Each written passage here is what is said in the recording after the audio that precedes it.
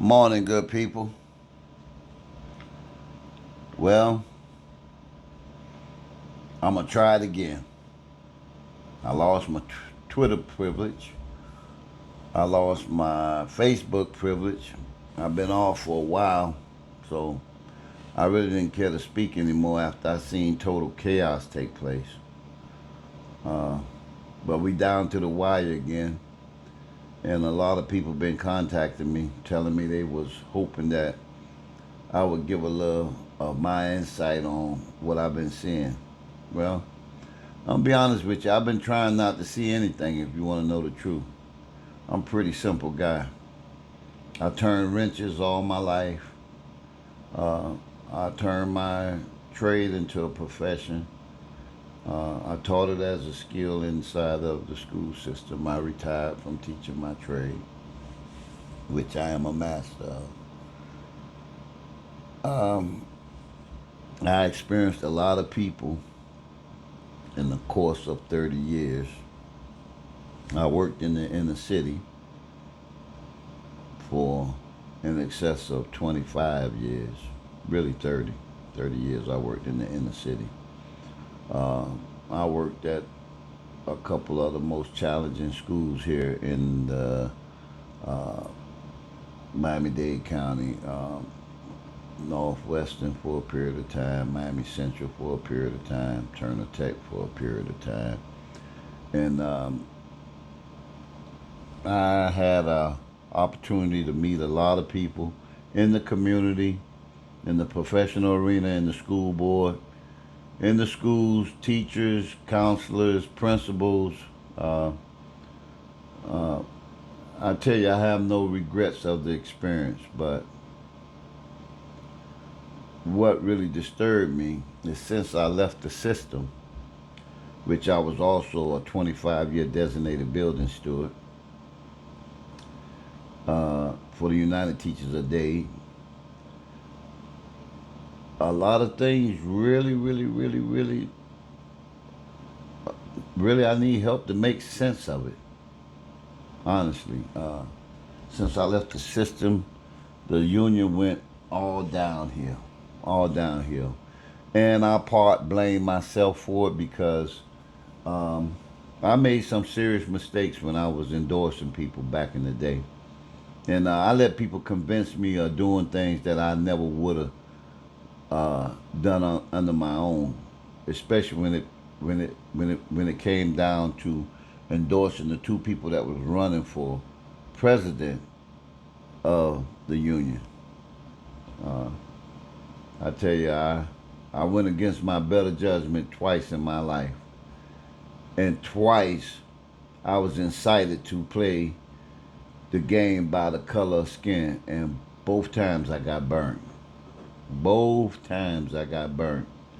And I'm here to tell you, color skin has nothing to do with competence and loyalty and dedication. It has nothing to do with it. Nothing at all. Now, I didn't come here this morning to say that. I just came to let everybody know that I'm going to try to come back. I'm going to use YouTube. I'm going to try to be fair. I'm going to try not to use any profane language. I'm going to try to remember that I'm a licensed minister. Um, I'm going to try to be always truthful. Uh, and a lot of the people who should be called out, I'm not going to use their name because some of them, some of them, honestly, some of them really committed some real infractions against the community and against the justice system.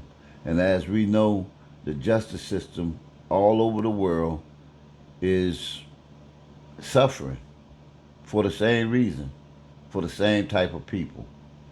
Um, Being down here in the 305, in the deep south of the 305,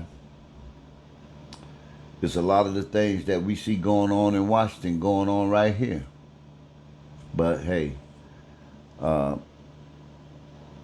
you know, if you believe in God, you have to stand up and do what's right. You can't sit on the sideline and be quiet. I did that for a couple years since people was coming at me all kind of ways, and I was trying to heal myself from my past experiences because I've been fighting with corrupt people basically all my life. I've been dealing with it all the way back to the military, back in school, in high school, middle school. I always had an issue with people who just they. If you're not gonna do something right, why do it at all? If you're not gonna be honest, why deal with people at all? You know, and you got some people that just they don't have no other skills. The only skill they have is lying. That is their best skill, lying. And they make these clicks where they lie, they embezzle, they extort, they do all kind of things of darkness. That's how they survive. But now we at a point now where the silent majority got to stand up now. They have no choice. They have to stand up. Right now, the America that everybody knew and loved is in jeopardy.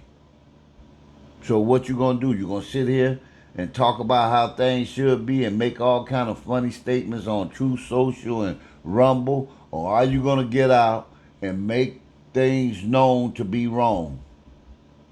I mean, make things known to be wrong. Don't sit back and let people constantly do wrong. And you know, listen, let me tell you what I learned dealing in the military, dealing in the school system, dealing in the entrepreneur world, dealing in the community, dealing in the church. It's one thing I always found to be true. You know what it is? All people are not bad. Okay?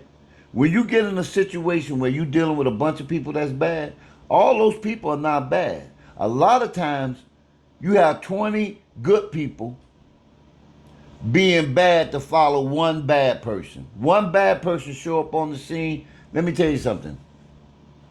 I've been working in a school where a bad principal show up and the whole school become bad.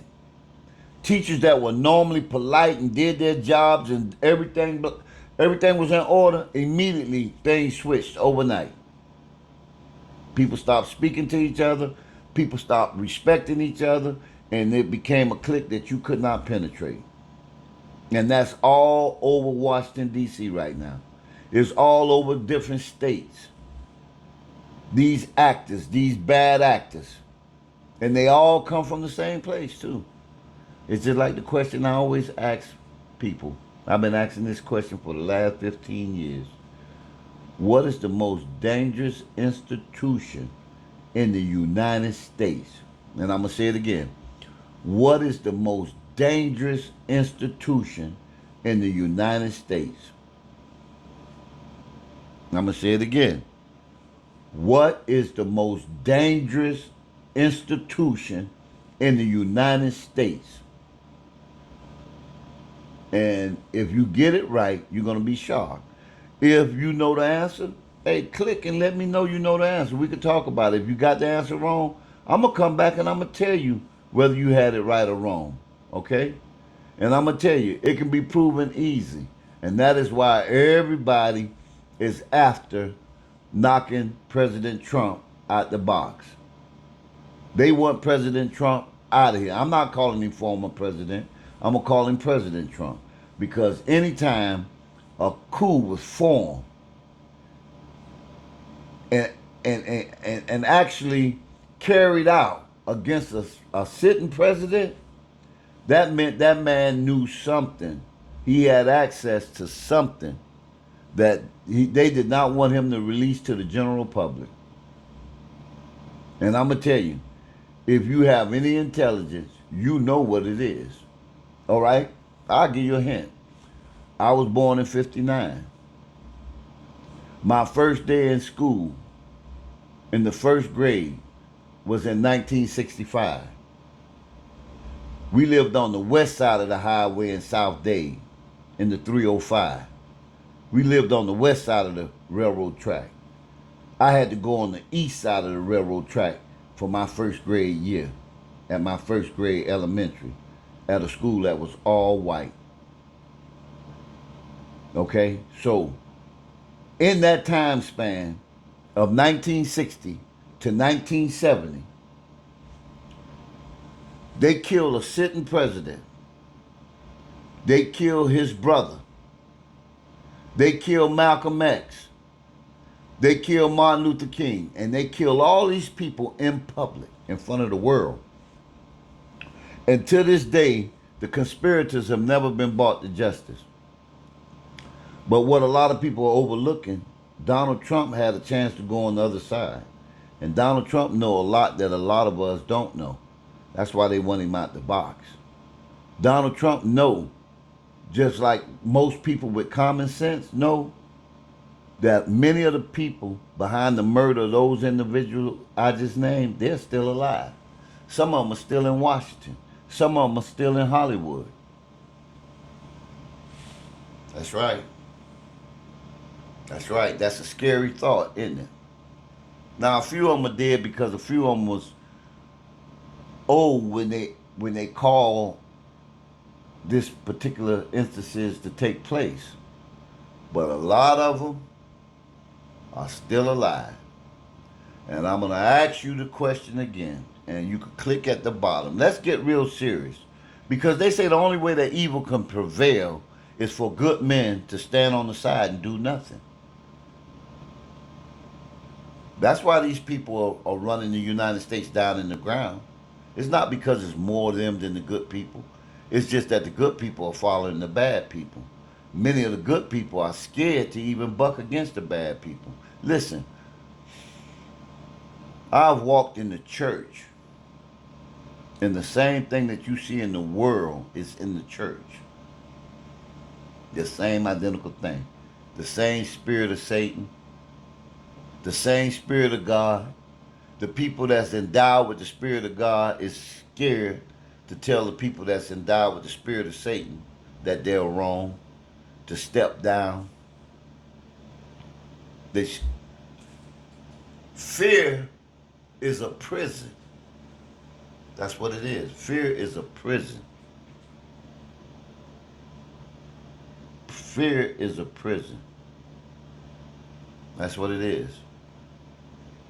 All these people walking around going along with stuff that they know is wrong. You in prison. And the name of the prison is fear. No, you're not at Rayford Prison. You're not at Rikers Island. You're not at Folsom. No, you're at fear. That's your prison. Fear.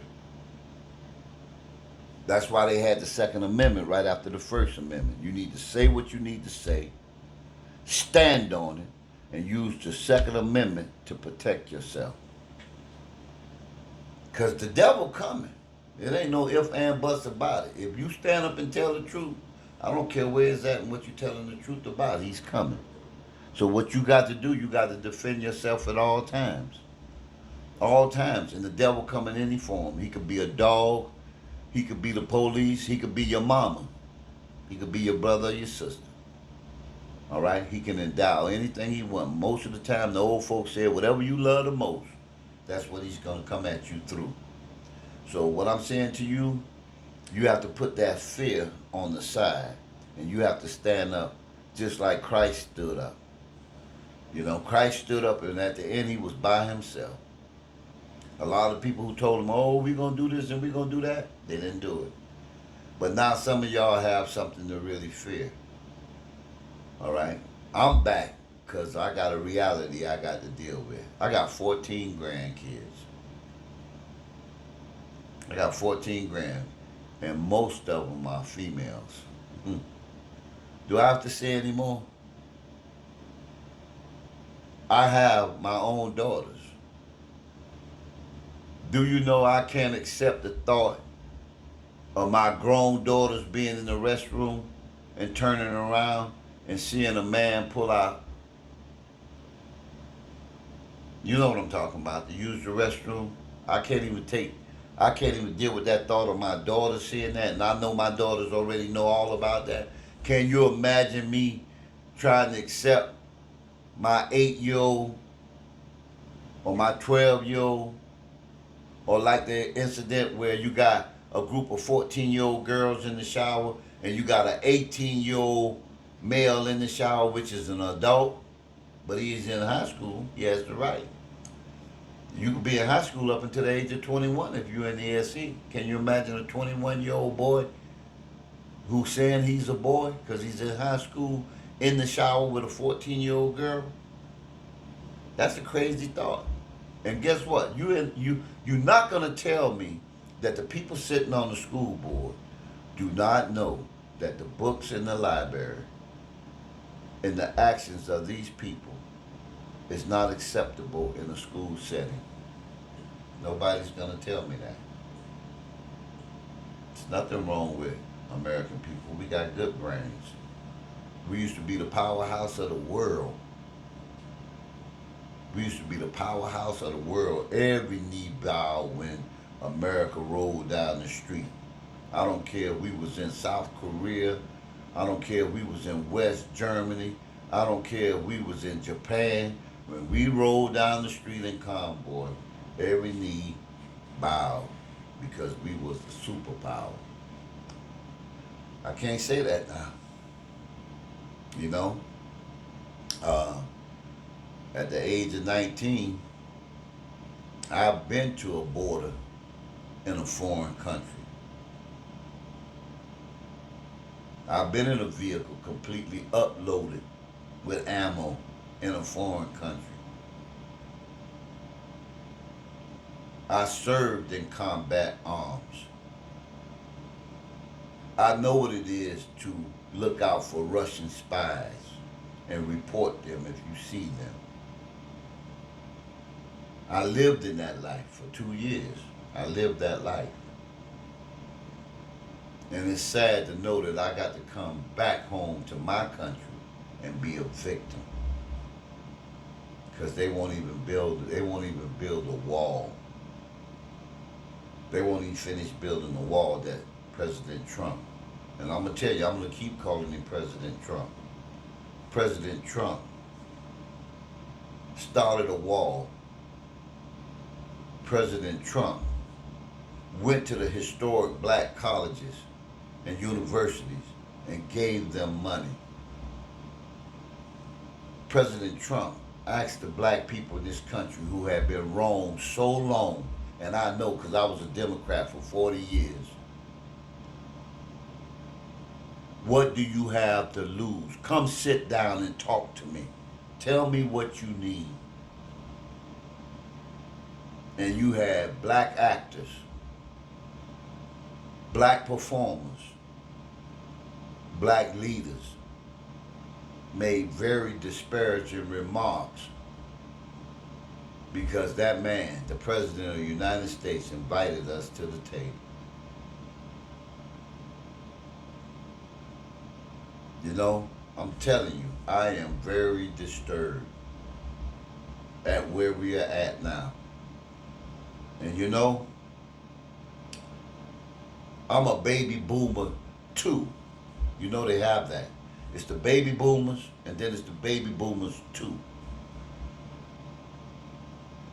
Most of your baby boomers too, they missed the poison. The baby boomers got the poison full dose. The baby boomers too, some of them got the poison, some of them fighting against the poison.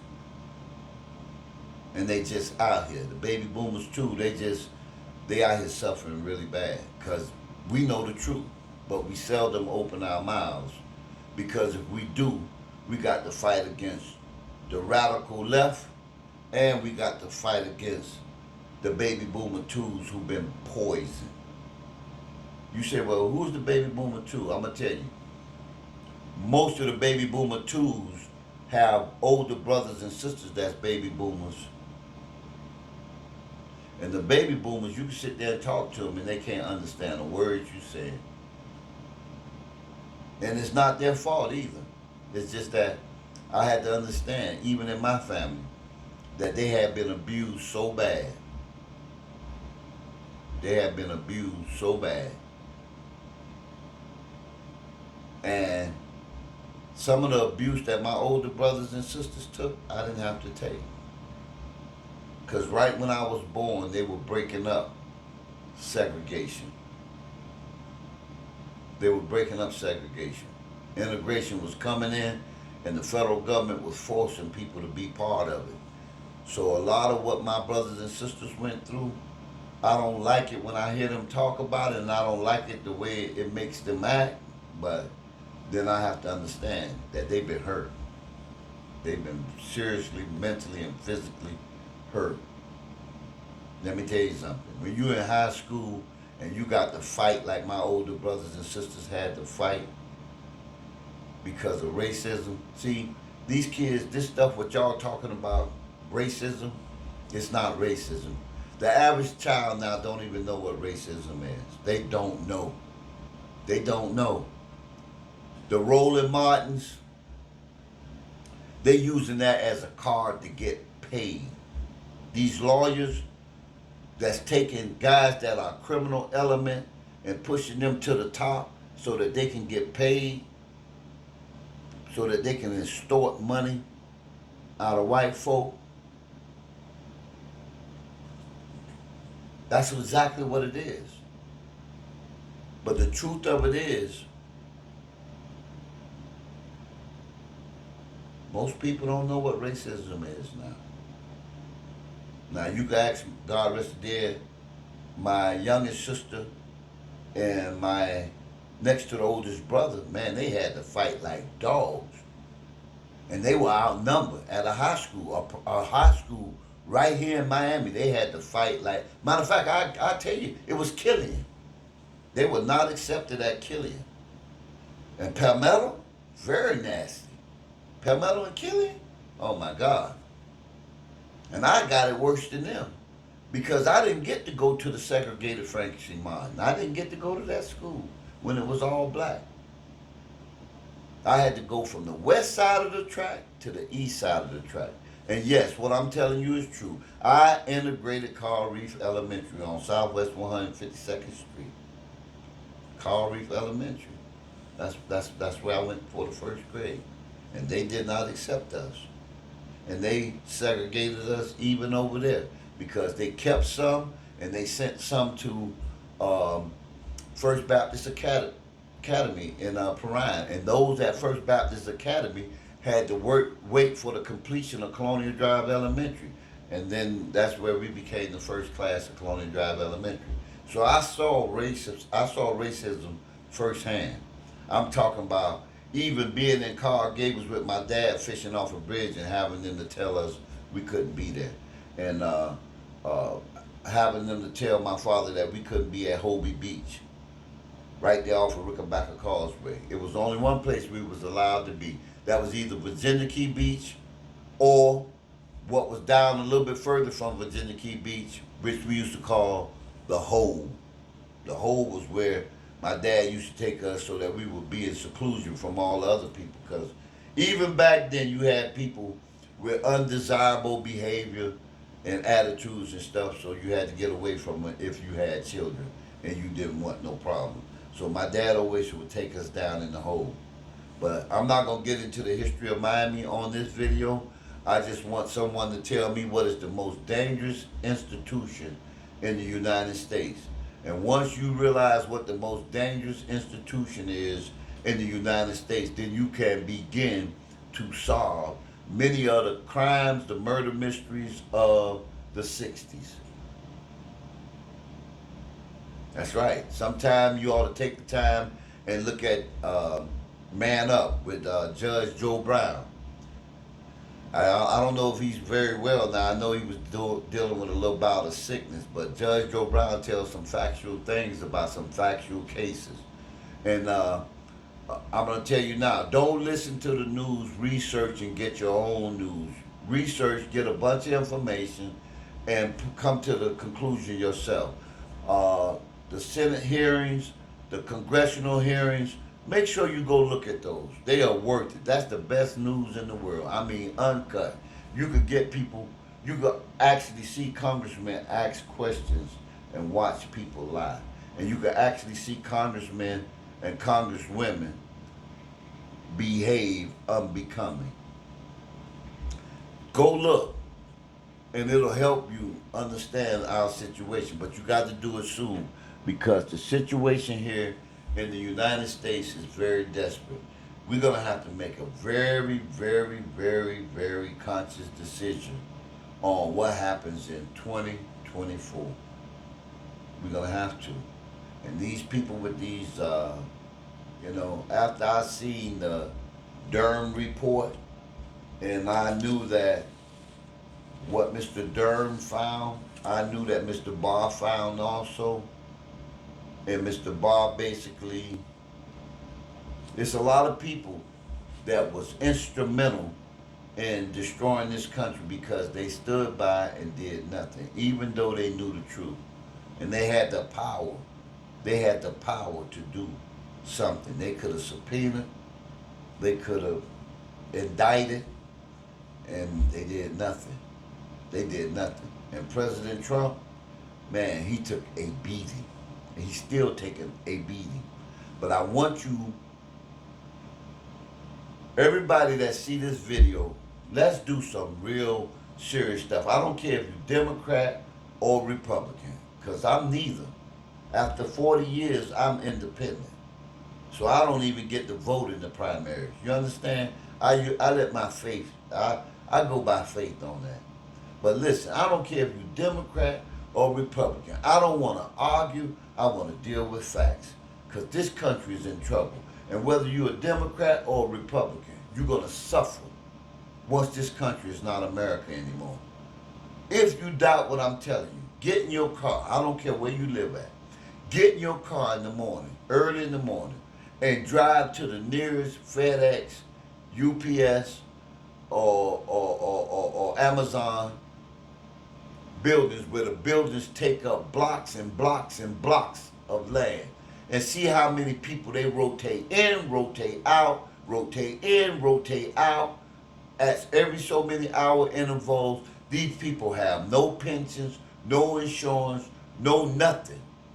They part-time. It's modern day slavery. That's what it is. Even though I love Governor DeSantis, he got some pretty good ideas.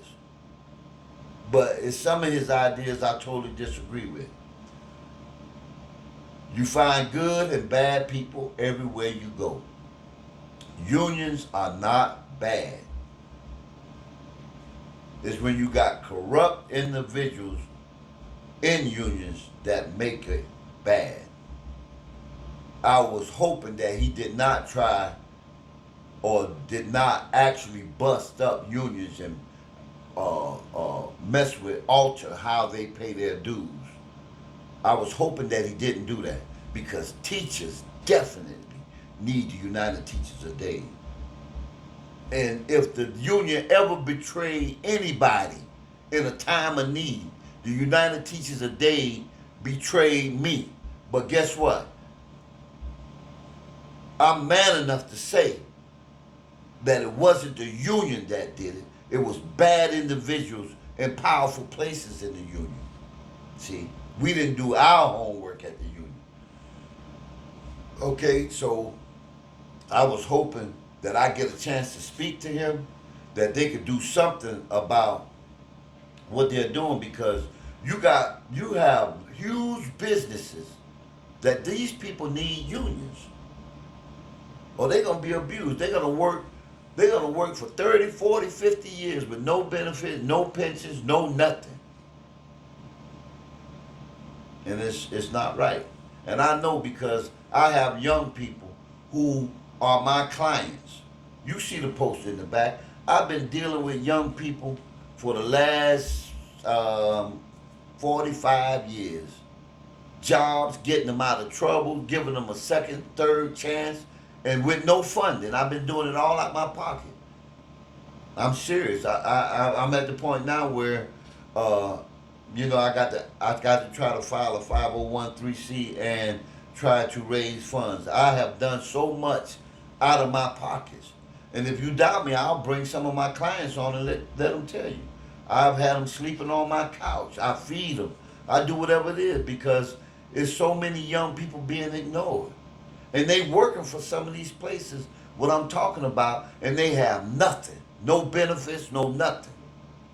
They get up 4:30 in the morning. and go load trucks. 6 o'clock in the morning, go load trucks. And it's nothing. So it's just so much I have to talk about, and it's already at 30 minutes. I've been on here steady. They say I'm up on my soapbox and I'm ranting, but honestly, I would like to sit down and put some facts on the table and help my people. I say my people. I mean, some people look at me and say, "Oh, he mixed with something." Which one of us not mixed with something? Now, at the end of the day, my birth certificate say I was born to two Negro parents, so that made me a Negro baby. When I grew up, I was no longer a Negro baby. I was a black American. That's what I call myself. I am a black American and proud of it. I say black because I'm never going to deny my blackness. And I'm American because I love America. I believe in the Constitution of the United States. I believe in the Bill of Rights. Okay? I signed the blank check that said I will go and I will do anything for the Constitution of the United States, that every American could be free and to be able to pursue their happiness. Okay? And that oath I took, as well as the other 20 million veterans in the United States took. That oath did not have an expiration date. So with that being said, I look at my brothers, Marines, soldiers, sailors, okay, guardsmen. Don't be woke.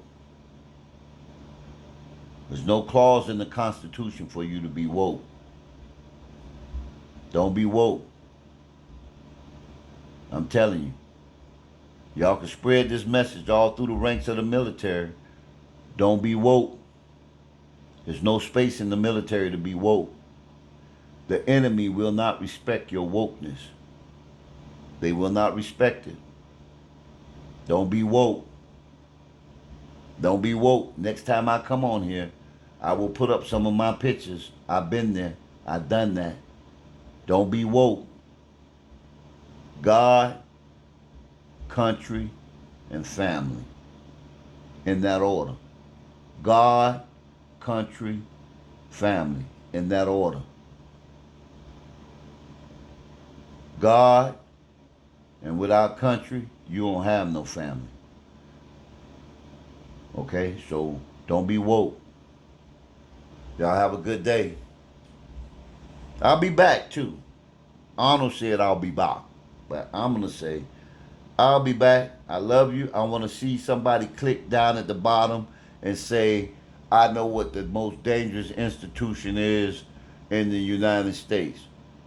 And I want to see how many people can come up and give the right answer. And I'll find something that I'll give to the first person that give me the right answer. I'll give you something. I don't care if I give you $100 out my pocket. That's just how I rock, man. I'm not trying to buy nobody, but we're in a serious situation. Now, the first person that come up with the right answer, I'm going to give you something. I'll find something around here I can give you. I ain't got much to give, but maybe I'll give you one of my favorite big dog hats, like my big dog. Or my other favorite big dog hat. I got my big dog hat. Yeah, I got my big dog hats. Or I might give you my favorite Call of Duty hat. Yeah, that's my Call of Duty hat. Yeah. Let me see. I got some more. I might give you my favorite mechanic hat. Yeah. So, click down there. Get your kid a hat or something. Or I might get you one of my favorite. I might give you one of my favorite Army hot cups. I got a few of these around. Or I may go Army. Yeah, I believe in go Army. I went Army. It saved my life. It made me a better man. It got all the wokeness out of me when I was a young boy. It made me make a conscious decision to be a taxpaying citizen. So listen, I'm gonna give away something nice. Like I said, even if I got to reach in my pocket and get a first person who tell me what is the most dangerous institution in the United States. Good luck, folks. Look to hear from you.